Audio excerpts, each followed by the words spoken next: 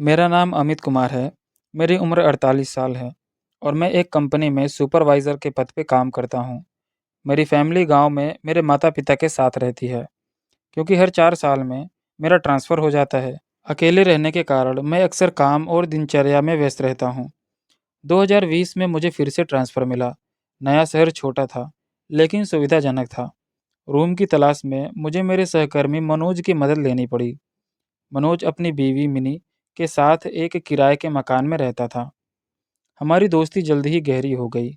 छुट्टी वाले दिन हम अक्सर एक साथ समय बिताते, बातें करते और काम की थकान मिटाते। मनोज उम्र में मुझसे छोटा था और सरल स्वभाव का युवक था। धीरे धीरे हम दोनों के बीच भरोसा बढ़ा और हर बातचीत में अपनी निजी परेशानियों और अनुभव साझा करने लगे। मनोज ने मुझसे अपनी शादी और कुछ व्यक्तिगत परेशानियों के बारे में साझा किया। मैंने उसे सलाह दी कि वह किसी विशेषज्ञ डॉक्टर की सलाह ले, जिससे उसकी समस्या हल हो सके। कुछ दिन बाद दशहरे के दिन मुझे अपने घर जाने का मौका नहीं मिला और मनोज ने मुझे अपने घर पर आमंत्रित किया। वहाँ मुझे मिनी से पहली बार आमने सामने मिलने का अवसर मिला। मिनी बहुत ही मिलनसार और आकर्षक महिला थी। उसका स्वभाव, बातें और आत्मविश्वास तुरंत ही मुझे प्रभावित कर गए। मैंने उनका सम्मान करते हुए उनके द्वारा बनाए गए स्वादिष्ट खाने की तारीफ की।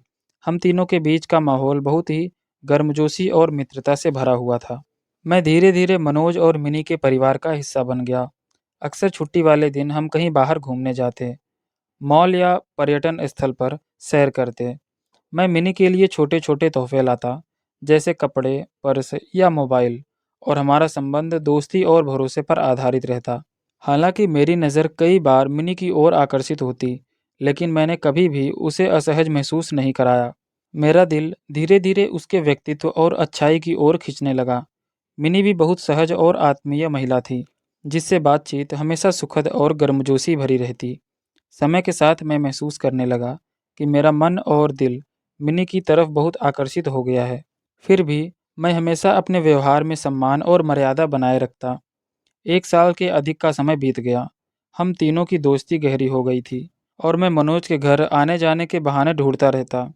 छुट्टियों में हम साथ में खाना खाते, घूमने जाते और कई बार केवल समय बिताने के लिए मिलते। हर मुलाकात में मिनी की मासूमियत और गर्मजोशी मुझे ज़्यादा प्रभावित करती।